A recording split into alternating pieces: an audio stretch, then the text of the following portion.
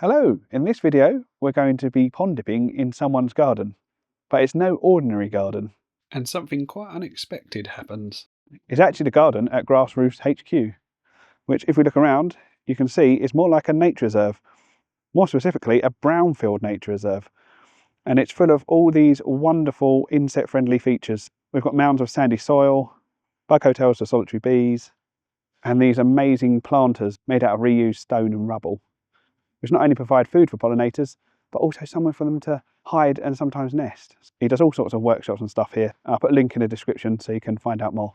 But today we're here to look at this wonderful pond. I popped up here in September, I think it was, and this mound behind me next to the pond was covered in ivy bees. It's now the middle of December, so those bees are long gone, with their larvae overwintering underground. But the pond doesn't go to sleep in winter. Sure, it gets a little less active, but there should be plenty of life still in there. It might be hard to see with the reflection from the sun, but this pond is chock full of weed. Now, a lot of people like to clear out the weed from their ponds, but a weedy pond is often a rich pond. Got the net and tray ready? Let's see what we can find.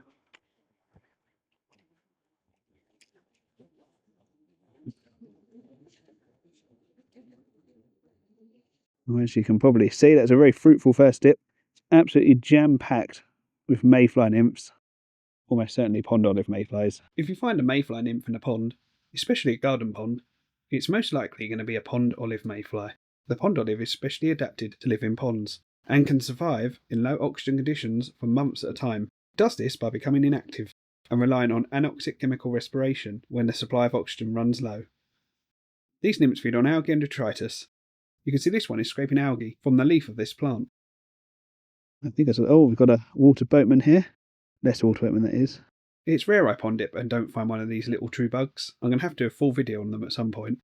You can see there's a lot of blanket weed in this section of the pond, which can be bad news, as it usually means there's an excess of nutrients, but it's only in a small patch in this pond. But I think we've got a caddisfly. Being winter time, along with the pond olive mayfly nymphs, this is something I was hoping to find. I didn't find caddisflies more in winter. Oh, and there's a damselfly nymph as well. Well, that's a pretty good first dip, and haven't even properly digged through all this yet. Going for a second dip. Let's see what's in this one. Even more mayflies. Oh, I've just found something that I haven't seen for quite a while, actually. I'm quite pleased to see. It's a Pygmy Backswimmer. Not to be confused with the lesser water boatman, Pygmy Backswimmers are smaller relatives of the great water boatman, or backswimmer, and this adult is less than 3 mm long. They have a similar body plan to their larger relative, but on a much smaller scale and a deeper body. They are predators too, but of smaller prey like water fleas. But they tend to be found in weedier habitats and can often be found crawling around among aquatic plants. I've come around to the other side of the pond because there's a lot less blanket weed and some different species of plants here, so we'll see if that has any effect on what's living in here.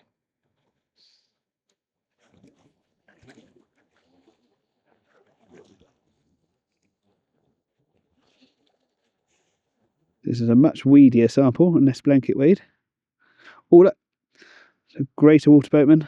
It's got a glimpse of the top side, so I think it's a common greater water boatman. It's quite a lot in there. I'm going to have to start taking some of this weed out, I think. I just found my first freshwater shrimp of the day.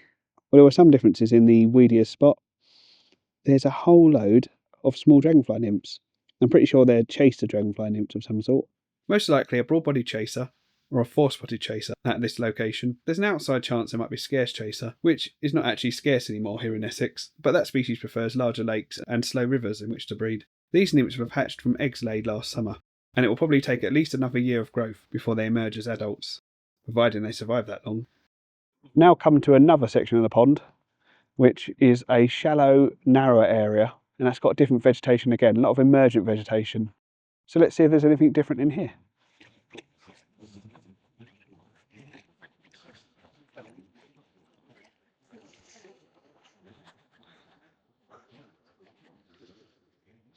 Well, I can already see a backswimmer or great water boatman hopping around in the net. Oh, there's 2 of them in there at least.